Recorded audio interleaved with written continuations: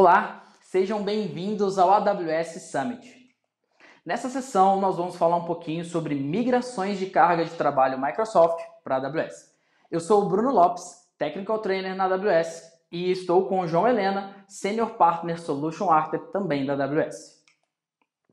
A nossa agenda de hoje consiste em discutir um pouquinho sobre as estratégias, desafios e cenários que podem ser fruto de uma jornada de migrações de workloads Microsoft para a AWS. Essa jornada, além dos desafios, pode envolver também algumas soluções específicas e alguns cenários específicos, como, por exemplo, cenários de identidade, cenários de armazenamento, storage, sistemas de arquivos, cenários de bancos de dados como SQL Server e até mesmo de aplicações .NET. E é isso que nós vamos cobrir um pouquinho nessa sessão. Dentro desse cenário, dessa jornada de migração, nós temos alguns desafios que podem ser percebidos pelos clientes que estão passando por esse momento ou estão adequando o seu ambiente para uma migração para a AWS. E nós, na AWS, auxiliamos os clientes nesse cenário, ajudando a entender os desafios e a também configurar o seu ambiente para suportar essa jornada de migração. Nós, inclusive, ajudamos os clientes a entender 3 principais momentos de uma jornada de migração. Os momentos de avaliação, mobilização, migração e modernização. E o que são cada uma dessas etapas, dessas fases?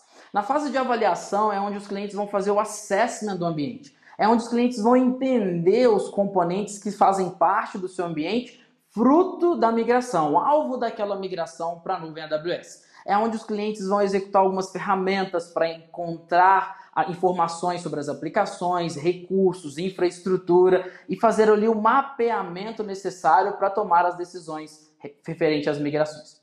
Já na fase de mobilização é onde os clientes realmente vão construir um ambiente para suportar essa migração.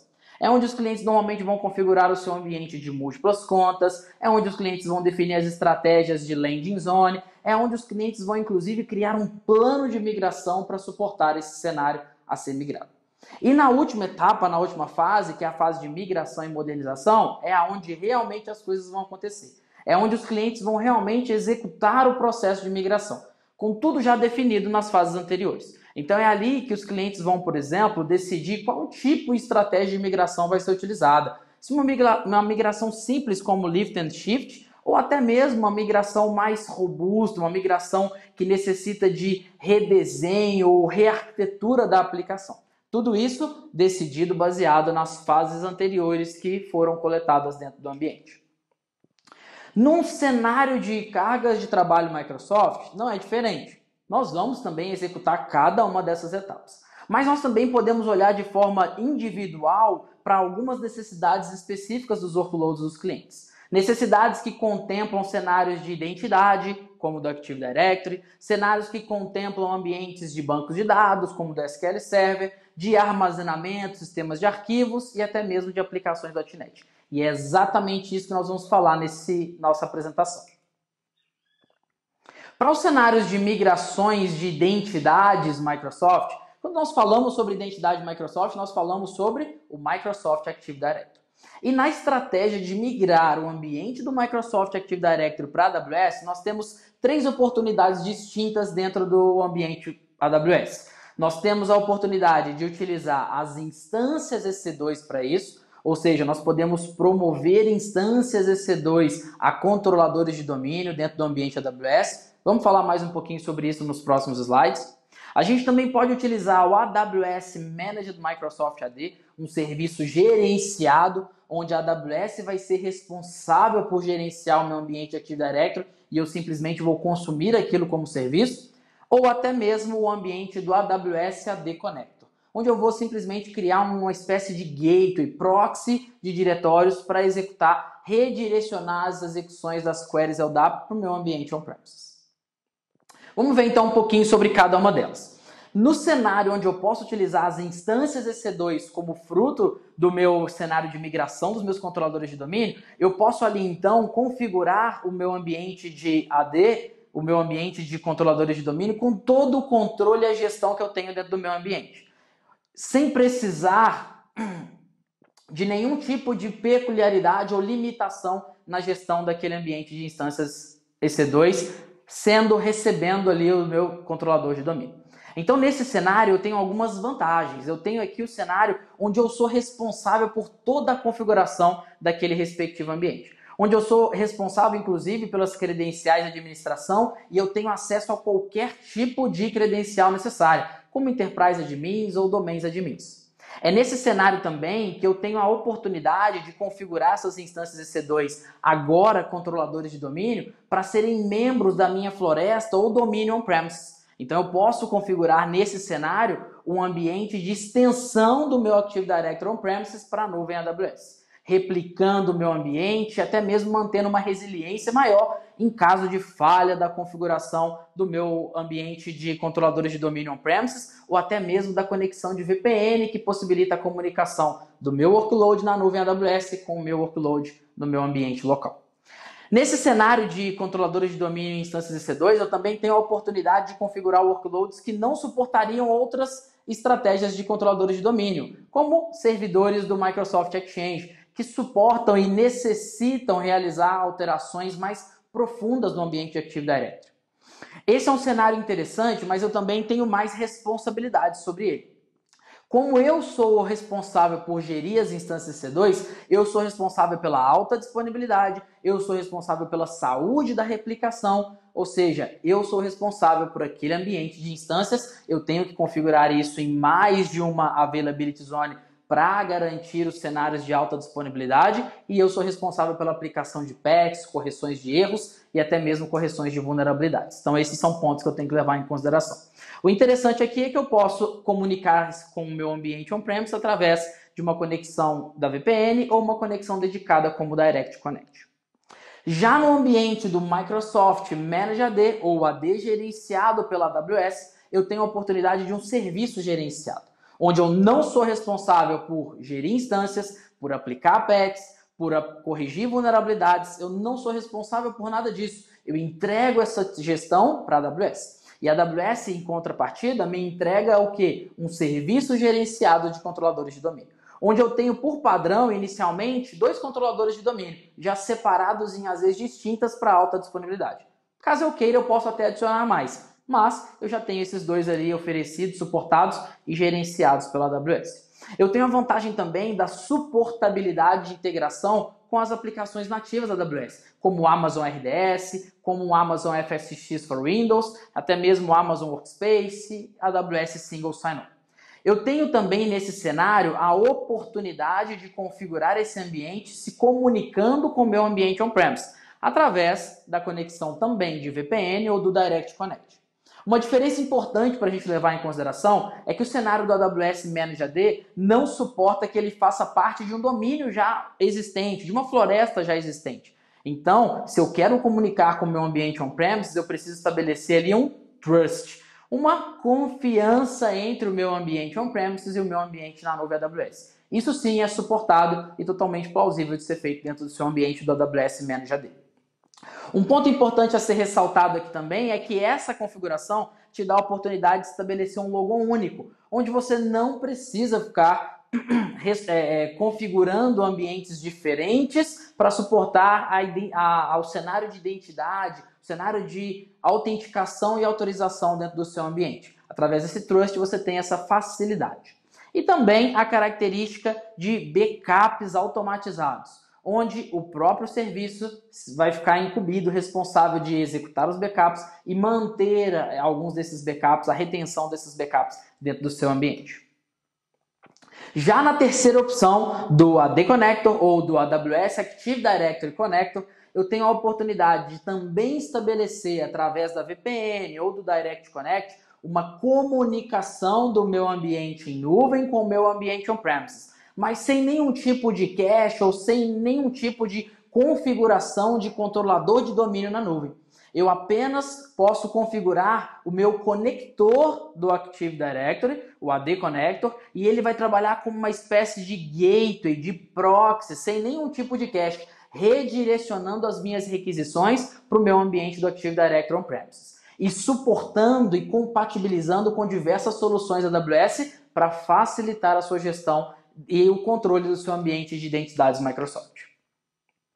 Já no cenário de armazenamento, sistemas de arquivos, eu tenho outras oportunidades, eu tenho também outras estratégias a levar em consideração dentro desse meu ambiente de migrações. Quando a gente fala de sistemas de arquivos ou armazenamento, nós levamos em consideração principalmente o ambiente de objetos ou até mesmo sistemas de arquivos. E para auxiliar os clientes nessa estratégia de migração, a AWS fornece o AWS Data Sync. O AWS Data Sync é um serviço gerenciado que suporta e auxilia os clientes na migração dos seus workloads de sistemas de arquivos, armazenamentos para a nuvem AWS, suportando como destino da migração ali 3 tipos diferentes de ambientes de serviços, como o Amazon S3, o Amazon Elastic File System, o EFS, ou até mesmo o Amazon FSx for Windows. Nesse cenário, o Data Sync funciona de uma forma um pouco diferente. Para que você configure a sua carga de trabalho a ser migrada, você vai precisar configurar um agente do Data Sync. Mas esse agente não é um agente instalado na sua máquina. Na verdade, ele é um appliance, que pode ser um appliance físico ou virtual. No appliance virtual, você tem a disponibilidade, inclusive, de máquinas virtuais já previamente criadas, suportadas para o ambiente de VMware, para o ambiente de Microsoft Hyper-V ou para o mesmo ambiente do Linux KVM. Tá. Nesse cenário, então, esses agentes vão ser configurados dentro do seu ambiente para suportar a migração do seu sistema de arquivo, do seu storage, para o ambiente na nuvem AWS, de forma segura e robusta. Se você quiser, inclusive, aumentar a robustez dessa migração, você pode, inclusive, configurar de forma paralelizada múltiplos agentes para aumentar a capacidade de migração dentro do seu ambiente. Recentemente, a AWS disponibilizou aos clientes um outro componente para ajudar nesse cenário, não só de migração, mas também de coexistência, que é o Amazon FSx File Gateway. O Amazon FSx File Gateway vai trabalhar de uma forma um pouco similar aos agentes do Data Sync, na forma também de um appliance, físico ou virtual, nas mesmas características que a gente mencionou previamente. A diferença que se dá que o FSx File Gateway vai me dar a oportunidade de manter o meu ambiente o mais próximo da experiência do cliente, de baixa latência e sem grandes mudanças de configuração na experiência, até mesmo para suportar e ajudar os clientes a descomissionar os seus sistemas de arquivos on-premise. Então o Amazon FSx File Gateway vai ajudar os clientes a manter um cenário de baixa latência e ao mesmo tempo utilizando serviços de armazenamento de arquivos, de sistemas de arquivos na nuvem AWS, através dos endpoints do Amazon FSx. Nós temos então, para os clientes que já utilizaram e já conhecem, 2 tipos diferentes de utilizações para esses gateways. Existe agora, atualmente lançado, o FSx File Gateway, mas já há bastante tempo existe também o S3 File Gateway. E os clientes normalmente nos perguntam qual a diferença, quais os casos de uso para cada um desses cenários. O S3 File Gateway tem a oportunidade de manter a compatibilidade com o ambiente de Amazon S3, sistemas de arquivos estáticos, arquivos no formato de objetos estáticos e até mesmo que são criados pelas aplicações dos clientes para criação e manutenção dos seus data lakes, dos seus sistemas de arquivamento e às vezes até mesmo um replacement de um ambiente de backup legado, fitas de backup legada como ambiente de VTLs. Já o Amazon FSx File Gateway foi construído e concebido para manter o ambiente dos clientes com uma baixa latência e uma performance eficaz, sem grandes alterações e mudanças na forma como os clientes interagem com seus sistemas de arquivo Microsoft. E agora nós vamos falar um pouquinho sobre padrões de migração do SQL Server. Mas eu vou chamar o João Helena, que vai continuar apresentando aqui para vocês. Muito obrigado, pessoal. Obrigado, Bruno. Olá, pessoal. Meu nome é João Helena, eu sou arquiteto de soluções no time de parceiros da AWS e vou falar para vocês sobre os padrões de migração do SQL Server na AWS. Bom, para executar SQL Server na AWS, a gente basicamente tem 2 opções. A primeira dela é rodar em Amazon EC2, onde o cliente tem acesso total ao sistema operacional, ao banco de dados e também é responsável por todo o processo de backup, de alta disponibilidade, de manutenção, de vulnerabilidades, de patch de segurança. Toda a gestão do ambiente fica sob a responsabilidade do cliente. Mas em contrapartida, nesse modelo, eu também tenho o suporte do Bring Your Own License, que é o cliente trazer a sua própria licença de SQL Server para dentro desse ambiente. Obviamente que o cliente precisa respeitar os termos de licenciamento da Microsoft, mas ele pode sim fazer o Bring Your Own License. E também é possível rodar o SQL Server em sistema operacional Linux nessa modalidade. Do outro lado, eu tenho o Amazon RDS for SQL Server, que aqui é um serviço gerenciado da AWS, já tem alta disponibilidade embutida, desde que o cliente configure. Backup e atualizações, todos esses processos são gerenciados pela AWS. Qual que é a ideia do RDS? É fazer com que o cliente gaste o seu tempo no que é realmente importante, no que é importante para o seu negócio e não ficar perdendo tempo com tarefas administrativas, tarefas repetitivas de administração do ambiente. Então a gente reduz bastante esse workload e nesse processo de serviço gerenciado que a AWS oferece. Para migrar o SQL Server para a AWS, a gente tem algumas alternativas, algumas formas, e a gente separou algumas aqui para vocês. A primeira delas é utilizando as funcionalidades nativas do próprio SQL Server. Então eu posso fazer backup e restore, eu posso utilizar o log shipping, ou eu posso utilizar um Distributed Availability Group em Amazon EC2. Se eu estiver pensando em fazer a migração da VM como um todo, fazendo um lift and shift, eu tenho algumas ferramentas que trazem a VM inteirinha, como o Cloud Endure ou o AWS Server Migration Services, também conhecido como SMS. Eu vou falar um pouquinho para vocês dessa ferramenta daqui a pouco. Quando a gente olha só para a camada de banco de dados, a gente tem mais uma ferramenta que é o AWS Database Migration Services. Dentro do AWS DMS, eu consigo fazer migrações homogêneas de SQL Server, ou seja, eu tenho o SQL Server on-premises e vou migrar para a AWS mantendo o SQL Server, mas eu também posso fazer uma migração heterogênea, ou seja, sair do SQL Server para uma plataforma open source, por exemplo. Eu vou explicar certinho para vocês como é que a gente faz isso. Bom, olhando para as funcionalidades nativas, como é que a gente faz para migrar usando um Distributed Availability Group? Bom, imagine que on-premises eu tenho um SQL Server, já tenho um cluster configurado que está replicando, e toda a minha aplicação está consultando esse cluster já criado on-premises. Dentro da AWS eu crio duas novas instâncias em Availability Zones separadas, crio um novo cluster de SQL e crio um Distributed Availability Group entre esses ambientes. Através da conexão de Direct Connect e VPN, eu vou fazer replicação assíncrona desse banco de dados. Esse modelo é bastante utilizado para disaster recovery. Eu tenho um ambiente replicado na nuvem, mas ele também pode ser utilizado para efeito de migração. Como é que eu faço a migração? A partir do momento em que o dado está replicado, eu simplesmente paro a transação da aplicação no banco de dados, aguardo a replicação desse delta, né? Como a gente tem aqui configurado uma replicação assíncrona, mas eu vou replicar só um delta, rapidinho, e eu faço o failover do cluster para esse Distributed Availability Group já dentro da AWS e o meu SQL Server está migrado. Se eu estiver pensando em fazer a migração da VM como um todo, eu tenho uma VM que tem um banco, posso até ter outras coisas configuradas nessa máquina, uma opção bacana é o Cloud Endure. O Cloud Endure ele tem uma console de gerenciamento, onde o cliente orquestra todo o processo de migração. E como é que isso funciona? Do lado on-premises, imagina que eu tenho um banco de dados ou qualquer instância, qualquer máquina virtual ou máquina física, e eu tenho um agente do Cloud Endure dentro dessa máquina. Esse agente vai fazer a replicação dos dados em nível de bloco para uma área de staging já na AWS. A partir do momento em que isso foi replicado totalmente para a AWS, eu consigo lançar uma EC2 baseado nesse EBS que foi replicado pelo Cloud Endure. Legal?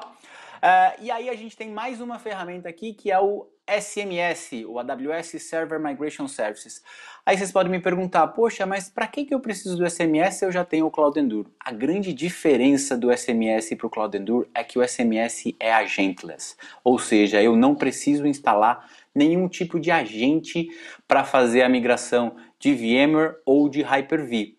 Alguns clientes têm algumas limitações de instalação, políticas de segurança que impedem a instalação de agente, e aí o SMS pode ser a ferramenta ideal para esse tipo de cliente. Como é que funciona o SMS? Eu vou schedular um processo de migração, ele vai fazer o upload dos discos, dos virtual disks das VMs para um bucket S3. Dentro do bucket S3, ele vai converter esses discos para um EBS Snapshot, e a partir desse snapshot a gente consegue criar uma AMI, que é a Amazon Machine Image, e a partir dessa AMI eu posso lançar quantas máquinas eu quiser na AWS baseado nessa imagem que eu acabei de criar. Legal? Bom, agora vamos para o nosso último e, na minha opinião, o mais bacana aqui, que é o AWS DMS. Como é que a gente faz para migrar um banco de dados utilizando o DMS? Bom, o princípio do DMS ele vai ter uma instância de replicação e você vai configurar um database de origem e um database de destino. Legal? Então, se eu estiver falando de uma migração homogênea, como é que isso funciona? Eu tenho um SQL Server on-premises, eu vou configurar um SQL Server na AWS ou em RDS ou em EC2 e o DMS vai replicar esses dados para mim através de uma conexão de Direct Connect ou de VPN. Mas, e se eu quiser fazer uma migração heterogênea? Qual é o passo adicional que eu preciso fazer dentro desse processo? Aí a gente tem uma ferramenta muito bacana que é o AWS Schema Conversion Tool, também conhecido como AWS SCT. Bom, como o DMS permite que você tenha como destino outras engines de banco de dados, como MySQL, Postgre, Aurora e até mesmo Redshift, por exemplo, para você poder levar os seus dados para essa nova engine de banco de dados, você precisa preparar o seu esquema. E é aí que o SCT entra. Ele vai ajudar a automatizar a conversão do esquema.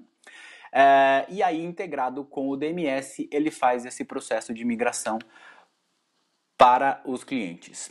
Então, o que muda dentro desse cenário? Aonde é que o SCT entra? O SCT é instalado na máquina on-premises, na máquina de origem. A partir da instalação, ele vai me dar um report. Esse report pode ser, olha, eu consigo fazer todo o processo de conversão automático para o seu banco de dados. Ou então ele vai me dizer, eu vou conseguir fazer essa porcentagem aqui de forma automática e você vai ter algumas tarefas manuais para fazer. Dentro dessas tarefas manuais, ele ainda te dá um nível de criticidade, baixo, médio e alto. Então eu costumo dizer que o SCT ele gera um insumo muito importante até para a tomada de decisão do cliente. Porque o cliente pode pensar, puxa, é muito complexo migrar o meu banco, ou é muito fácil migrar o meu banco. O SCT vai confirmar isso para a gente. A partir disso, eu converto o esquema, gero o esquema na nova engine de banco de dados que eu criei, e o DMS aí sim vai fazer o processo de replicação dos dados para esse novo banco de dados criado. Legal? Bom, aí vocês podem me perguntar, bacana, mas e a parte da aplicação? Resolvi todos os meus problemas do banco de dados, migrei o meu SQL Server para Postgre, por exemplo, mas e a parte da aplicação? O que é que eu tenho que fazer para ajustar a minha aplicação, né? Essa aplicação vai precisar falar agora com o Postgres. Como é que eu resolvo isso? E aí a gente tem um serviço novo que é o Babelfish, que ainda está em preview, mas vai ser lançado em breve, que ele ajusta esse processo para o cliente de forma automática. Então a aplicação não precisa ser alterada, ela vai continuar com o client driver de SQL Server e o Babelfish vai fazer essa interpretação para o banco de dados Postgre no Aurora. Legal, né? Continuando a falar um pouco de aplicação, vamos pensar nos padrões de migração do .NET. Bom, As plataformas para hospedar o aplicativo .NET na AWS, a gente tem várias opções. Quando eu penso em rehosting, eu estou pensando em pegar a minha aplicação exatamente da mesma forma que ela está on-premises e levar para a AWS. Então eu vou fazer um rehost, também conhecido como lift and shift, e aí eu vou usar ferramentas como o Cloud Endure, como o SMS, para levar essa imagem e manter ela exatamente do jeito que está. Se eu estiver pensando só em fazer um replataforma, ou seja, eu quero fazer poucos ajustes no meu código, mas eu não quero mais ter uma instância dedicada para aquela aplicação, quero poder rodar isso em algum tipo de container, aí eu tenho o Elastic Beanstalk, o Amazon ECS, que é o Elastic Container Services, e o Amazon EKS, que é o Elastic Kubernetes Services. E a gente tem algumas ferramentas para apoiar nesse processo de migração que eu vou falar daqui a pouquinho para vocês. E a nossa terceira opção é o refactor. E aí eu estou pensando em reconstruir, em refatorar a minha aplicação. Então, um cenário bastante comum é eu preciso mover um monolítico para microserviços. Eu vou reescrever essa aplicação monolítica. E aí o AWS Lambda se encaixa perfeitamente nesse processo. Então vamos pensar em todos esses caminhos, em todas essas oportunidades que a gente tem. Tem os meus serviços de Windows tradicionais, o caminho natural mais simples é mover ele para EC2, fazendo só um rehost. Se eu quiser fazer um replatform do ambiente legado, aí eu tenho a opção de usar o Elastic Beanstalk, onde eu posso manter a minha aplicação legada, mas eu vou containerizar ela dentro do Elastic Beanstalk, e eu também posso usar containers Windows, e aí a gente tem mais uma ferramenta que é o app2container para levar essa ferramenta para essa aplicação para container Windows.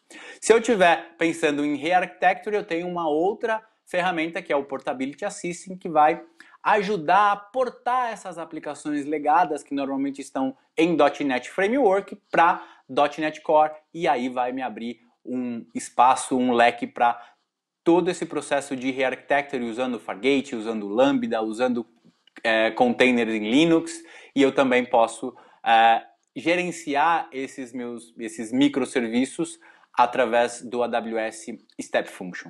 Legal? Bom, como é que esses assistentes funcionam? Como é que eu consigo fazer esse processo de migração de forma simples? Bom, falando de Elastic Beanstalk, a gente tem um projeto open source da AWS que está disponível no GitHub, que a ideia desse assistente é que o cliente consiga migrar sua aplicação fazendo pouca ou nenhuma alteração no código. Então a ideia aqui é dar bastante produtividade para o time de desenvolvimento, poder migrar isso de forma rápida e fácil, sem precisar ficar reescrevendo todo o código. E já de cara eu consigo reduzir muito o esforço de gestão, a gestão dessas máquinas, gestão de sistema operacional, todo o esforço de gestão vai ficar bastante reduzido porque eu estou levando para um serviço gerenciado da AWS.